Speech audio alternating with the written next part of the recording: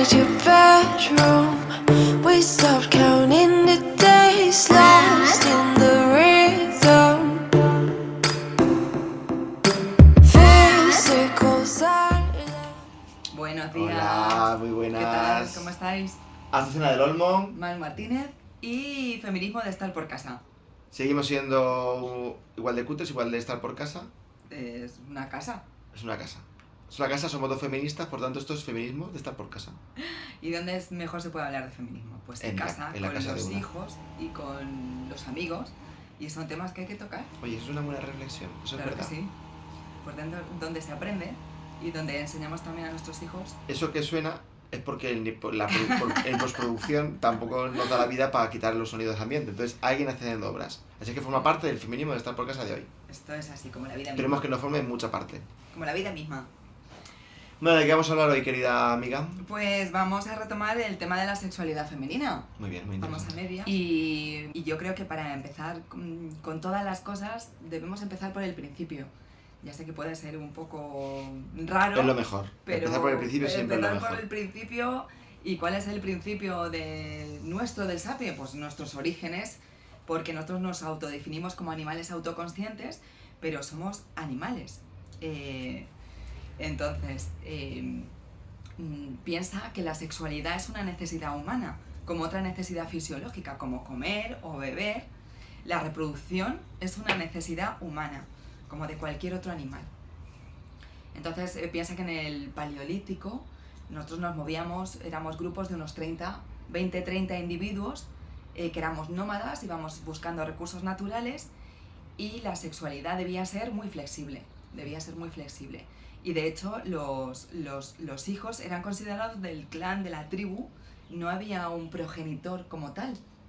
No había padres cuidadores que se encargaran de sus hijos solo. Yo creo que no. Yo creo que los hijos eran de la tribu y eran cuidados como un bien de la tribu. Y no había necesidad de nombrar a un padre en concreto. Y las madres también, me refiero así, la madre es la madre, pero los críos se cuidaban por todos. Eran un bien común y además era la supervivencia de la tribu también, que tuvieran hijos y que el clan continuara, Claro. porque suponía la supervivencia, pues eso, de todo el grupo. Entonces los hijos eran un bien común, Y esto cambió cuando nos hicimos sedentarios, empezó la civilización, empezaron la agricultura y los bienes. Empezó el capitalismo, esto es mío, esto es tuyo, y esto no te lo vas a comer tú porque lo he cultivado yo. Así que esto es mío, tal. También empezó la producción, el excedente de producción. Y Claro, entonces los críos empezaron a ser casi el bien de la familia importante, no tanto de la comunidad, porque Ujú. te ayudaban a sacar adelante tu producción. La tuya. claro, Entonces ya era como un elemento más de trabajo de tu producción familiar, ¿no? Sí, y el hecho también de a quién dejar tus tierras o tus... Ah, claro. Claro, eso hizo... Cuando las tierras no eran de nadie, Cuando no hace las falta. tierras no... Claro, si algo es tuyo, quieres dejárselo a tu herencia. Eso es. Vale. A tu progenie, y entonces empiezan las dificultades. Porque, claro, los hombres querían saber quién eran sus hijos legítimos. Y a pesar que sí que es cierto que en la Edad de Bronce, por ejemplo, en la cultura del Argar, se dice que era una cultura más bien matrilineal, o sea, las tierras eran de la madre Ujú. y era ella quien las legaba. Luego la cosa cambió y al final las tierras, era legado de los hombres. Ujú. Era legado de los hombres. La cosa cambió también. Las sociedades cambian, igual que cambian las religiones. Y el mito de la diosa como tal cayó. Y entonces empezamos a tener dioses violentos. Y en ese momento, Porque antes de fue ese cuando... momento las diosas no eran más relacionadas con la vida, ¿no? La Claro, naturaleza. la diosa madre, la fertilidad, la tierra, pero ahora la tierra se cultiva. Ahora yo lo que hago es... Ya lo importante es pelearme con el de al lado para quitarle su tierra, ¿no? efectivamente. Entonces el Dios me ayuda en la guerra, no tanto en la Exactamente, sí, sí. Lo que quiere decir es que las sociedades, la cultura de las sociedades están representadas en la religión, y en ese momento de la historia se ve muy bien en la historia de la religión cómo la diosa madre cae y empezamos a tener otro tipo de dioses más violentos, beligerantes, y es por el tema de la lucha de las tierras, y ya cambia la cosa. Y también cambia la cosa con la mujer, que ya es un bien también, es un bien a la que explotar, y ya se empieza a hablar de la mujer como vasija sagrada, o sea, como solo una cosa de la que obtener un fruto, pero que la mujer solo es importante para eso. La vasija sagrada. La vasija sagrada, efectivamente. Las mujeres éramos consideradas desde la época griega como personas inferiores, ya lo sabes, que éramos intelectualmente inferiores y físicamente también, y nuestro objetivo en la vida era tener hijos. De ahí el ponerle el nombre de la vasija sagrada, que era lo único que era considerado como un bien para la sociedad. Lo demás no aportábamos nada más. Fíjate cómo intentar hacer un poco de paralelismos con las situaciones, con cosas actuales que igual no tan... Sí, no, está fuerte, de actualidad. Pero esto lo ha cambiado ese sentimiento de que la mujer, hasta que no sois madres, no estáis completas... Exactamente, sí. Esto de que no nos autorrealizamos como personas, como individuos, hasta que no somos madres, viene de esta época. Sí, y de la idealización de la maternidad, que si quieres lo hablamos en otro momento tenemos que hablar de la maternidad. En otro programa. Entonces, que los padres necesitaran saber quién eran sus hijos biológicos, eso fue para nosotras un antes y un después. Un antes y un después para nosotras. Sobre todo en la sexualidad, porque había que reprimir la sexualidad. Porque tú no puedes obligar a la mujer a que no tenga relaciones sexuales con otros hombres y no saber quiénes son tus hijos biológicos. Entonces ahí viene la represión de la sexualidad, que tiene que ver con la maternidad, está relacionado, estrechamente relacionado. Y luego, ¿cómo lo hacemos también? La religión. Ahí viene, entonces entra todo el tema del miedo a la sexualidad, del miedo a tener una sexualidad libre, porque te puedes quedar embarazada de otro hombre, tener hijos de otro hombre, y el hombre no saber quiénes son sus hijos biológicos. O sea que el control de la sexualidad femenina siempre ha sido como el gran deseo del patriarcado, ¿no? De los hombres. Claro. Ha sido el tener controlada y asegurada la sexualidad femenina. Sí. Y lo han hecho a lo largo de la historia a través de diferentes infinidad de barbaridades, formas. ¿no? Porque siempre han sido barbaridades y torturas. Sí, exactamente. Primero, como dices, con la religión, es que Dios no dice que esto no hay que hacerlo, por tanto no lo hagas. Claro. Y las que se iban saliendo pues con castigo, con torturas, en fin, con cosas que luego sí que hablamos de eso. Sí. Y todo eso era con el objetivo, que esto acabo de caer yo, con ese objetivo que dices, sí, de garantizarse que la herencia que yo deje es a mi hijo y no al hijo de otro, ¿no? Claro, sí. Entre otras muchas cosas, la herencia en los casamientos Por concertados, garantizarse la línea familiar. Efectivamente. El tema de inventar el matrimonio es puramente por dejar tu herencia a tu prole, que sea la tuya biológica. Así, los hijos fuera del matrimonio siempre han sido lo peor. Lo peor. Y luego... ¿Y todo esto qué efectos ha tenido sobre...? Claro, porque todo esto entiendo que ha tenido... Estos son los orígenes que ha tenido el efecto sobre vuestro deseo sexual, sobre vuestra sexualidad. Exactamente. O sea, ha sido devastador sobre nuestro deseo sexual siempre, porque se ha reprimido. El deseo para nosotras es algo malo. El deseo de la mujer se tiene que quedar en intimidad, se tiene que quedar dentro de la casa.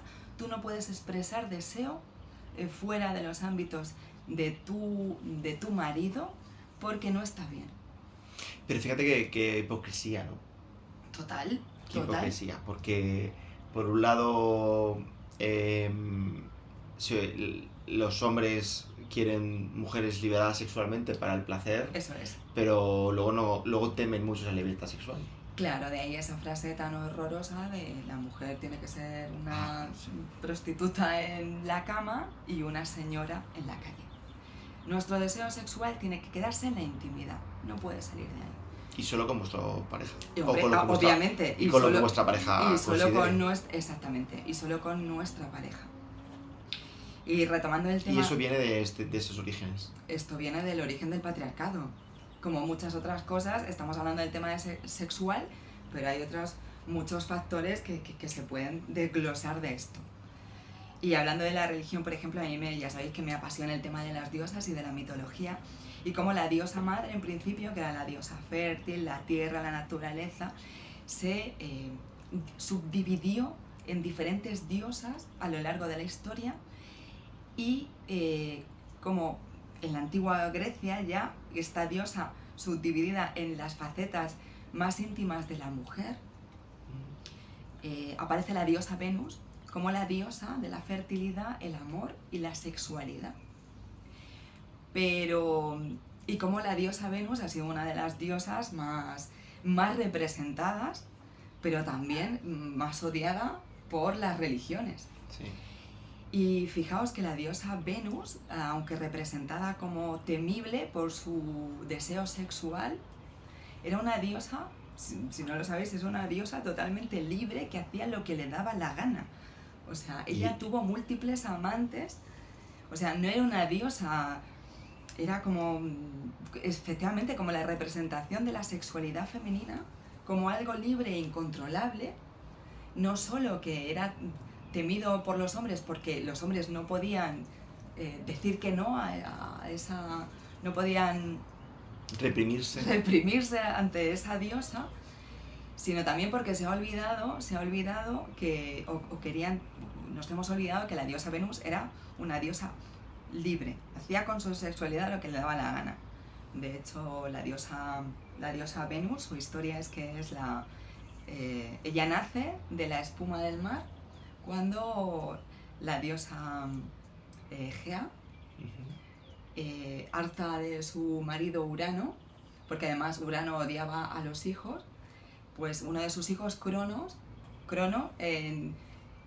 compinchado con Gea, pues Cronos le corta los testículos a Urano, y cuando caen al mar, entonces surge de esa espuma, pues surge la diosa Venus. Es uno de los mitos que es muy chulo. Y entonces Venus, ya os digo que pues es una diosa que tuvo múltiples amantes, pues tuvo a Ares o a Marte, el dios de la guerra, múltiples amantes en diferentes mitos, y que Zeus además la intentó casar con Vulcano, que era el más feo del panteón de los dioses, y ella dijo, bueno, tú cásame con quien te dé la gana, que yo me voy a liar con Ares, que me gusta más. Y es verdad que siempre se ha cuestionado mucho, se ha puesto como una diosa casi de segunda, como muy más superficial que otra cosa, ¿no? Y se ha perseguido, y era por la libertad, porque era una mujer libre. Yo creo que sí. Era la faceta sexual de la mujer libre e incontrolable. Era como esa faceta animal que todas tenemos, de una sexualidad libre y con quien nos dé la gana. ¿Tú crees que la sociedad, cuando digo la sociedad quiero decir el común del patriarcado, ¿no? Persigue la libertad, odia, ataca y critica la libertad de las mujeres, a las mujeres libres? ¿Lo que más puede criticar o lo que más se puede perseguir de una mujer es que sea libre? Sí, absolutamente. Seguimos en esas porque... Eso se ha hecho durante toda la historia, ¿eh? Sí, siempre se ha perseguido a las mujeres libres. Claro, es que controlar a la Venus que llevamos dentro es difícil. Y para nosotras también es difícil. Yo creo que vivimos una contradicción continua entre nuestro deseo sexual y lo que la sociedad nos impone y nos ha impuesto. Claro, es que por un lado te están diciendo, por un lado tu cuerpo siente y tiene deseos y... Siente exactamente igual que vosotros. Y por otro lado la sociedad te está diciendo que eso es malo, o claro, que solo lo puedes hacer de una determinada forma, o solo con esta persona, o lo puedes hacer pero no decir. Exactamente. No, pero el tema es tienes que desear, claro, tienes que ser una mujer deseosa Porque tienes que Tienes que ser una mujer deseable. tienes que estar deseable para los hombres, pero no Sí, tienes que sí, tener sí. mucho luego no puedes ser muy libre en cuanto al deseo, No, en cuanto al deseo, o sea, tienes que ser una mujer deseada, pero lo justo, pero Pero tú tienes solo- el justo deseo. claro, tienes que ser una mujer deseada y complaciente, pero para ti no, y además y tú tienes que reprimir también tus deseos sexuales, porque ha estado históricamente mal visto. ¿Y tú crees que sigue igual? Yo creo que sí, hemos cambiado muy poco, hemos cambiado muy poco. Y creo que hemos empezado también, históricamente también, desde una premisa de que la mujer no tenía el mismo deseo sexual que los hombres. Y eso es mentira, absolutamente mentira. El deseo sexual, la necesidad de reproducirse, humana, animal, es igual para los hombres que para las mujeres. Que los hombres tengan más deseo sexual no es así. El deseo sexual es diferente. Los hombres han tenido más libertad Claro. de desarrollar o de ejercer su deseo sexual. Sí, por además el anterior. para el hombre ha sido como una necesidad que además tenía que satisfacerse sí o sí. Sí, De ahí sí. los prostíbulos, y que los prostíbulos fueran una cosa bien vista cuando es una barbaridad, porque los hombres, ese deseo sexual se podía convertir en violencia y entonces Ya.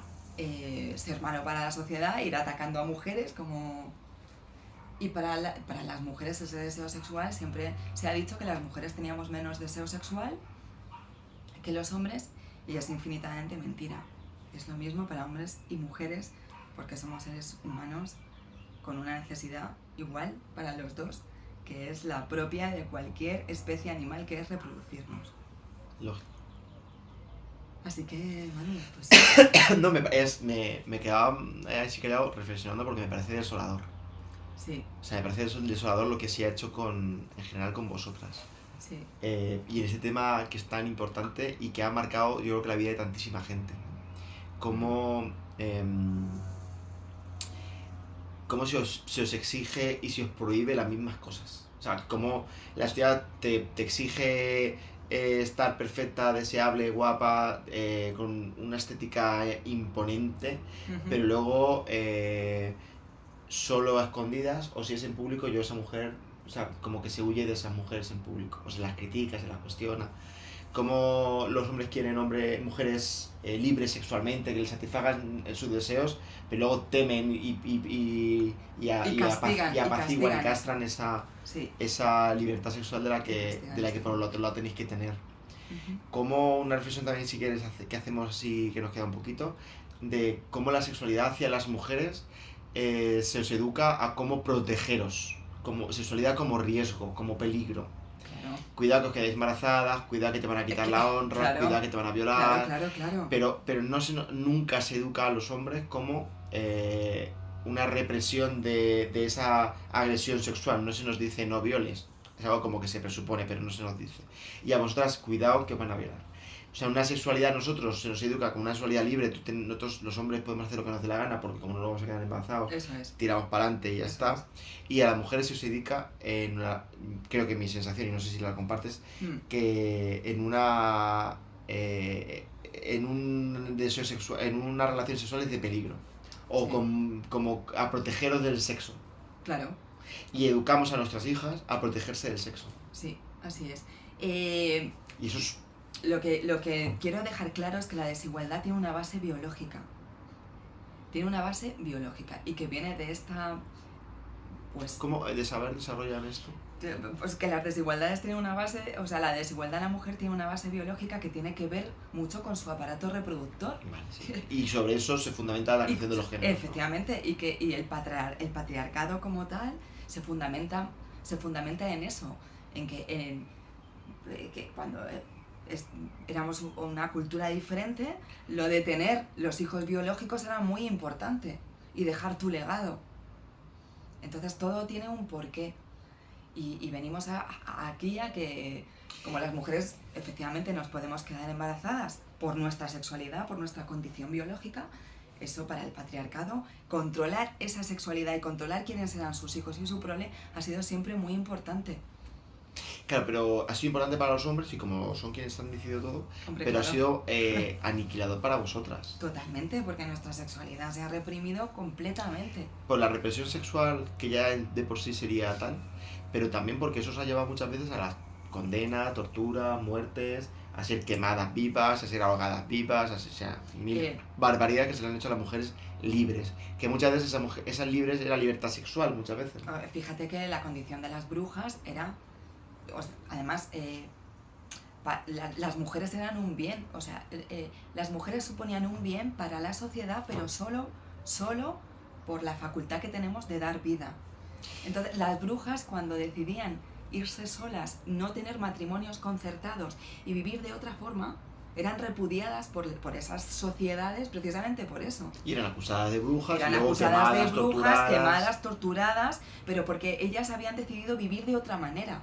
Habían decidido no casarse y no tener hijos, porque no les daba la gana. Por eso que por una decisión de los hombres que generaron todas estas normas sociales, Claro. de asegurarse la descendencia que era Sí, suya y la sí. propiedad y tener hijos para poder sacar el trabajo adelante y demás, qué poca consideración los tendrían como personas y como humanas, para que a cambio de esto, que es una cosa Ninguna. económica, de propiedades, Sí. joder, aniquilar Totalmente. y dejar a un lado a la otra mitad de la población que eres vosotras. Efectivamente. Y además vemos también como muchos países donde se hace la mutilación genital femenina, Hombre, el único deseo de la mutilación genital femenina es aniquilar el deseo sexual de aniquilar las el mujeres. deseo. Esa fue otra forma, no me acordaba, pero eso es otra forma de aniquilar el deseo. Quitando, claro, o sea, cuando tú Y todo- extirpas y- el clítoris, lo que quieres es quitar todo deseo de la mujer, bueno, Lo que supone anularlas tanto como persona como anular su... como personas sexuales. Claro, sí, están quitando una parte, te están castrando, te están amputando una parte de tu cuerpo. Exactamente. Y las mujeres tenéis como amputada Mm, esa libertad sexual de la que sí gozamos los hombres. sí, sí, sí. Y pese a que ahora mismo estamos en otra circunstancia, estamos en otro lugar, en España no hay ablación, bueno, algunas es posible que... Creo que Que se sí. continúa haciendo. Sí, no, no, sí, o sea, sí, no sí, en sí, otros países, sino. que se continúe con gente que vive en España también, Sí, pero quiero sí. decir, en nuestras sociedades no hay ni ese castigo directo, pero sí que se sigue todavía castigando, persiguiendo a la mujer que es promiscua, que tiene relaciones sexuales con mucha gente y tal. Se sigue socialmente castigando, igual ya Sí. no penalmente, ya no hay tortura, pero sí que hay tortura social o para que sigáis cumpliendo con el modelo. El modelo de familia única de un hombre que. Familia mujer-hombre y que los dos saben quién es la mujer, obviamente. Y el hombre sepa quién es su hijo biológico. Ya, pero voy a volver a llamar la atención sobre esa contradicción que tenemos de exigir mujeres que sean activas sexualmente en la cama, ¿no? Lo que decías antes de la famosa frase, Sí. pero que eso lo disimulen fuera. Sí. Es que esto sigue estando siendo una realidad y seguimos educando sexualmente así a las crías, además de educarlas en ese peligro, ten cuidado, ¿no? Con quién tienes relaciones sexuales, que esto es verdad, ten cuidado, pero no ten cuidado porque siempre estás tú en una posición inferior y de víctima. Claro, por eso, lo de la píldora, por ejemplo, la píldora anticonceptiva fue la gran revolución de la mujer en el concepto sexual. Porque desvinculamos las relaciones sexuales con poder quedarte embarazada. Entonces ha sido uno de los grandes hitos. No. Y porque de Para golpe nosotras. tomabais el control sobre...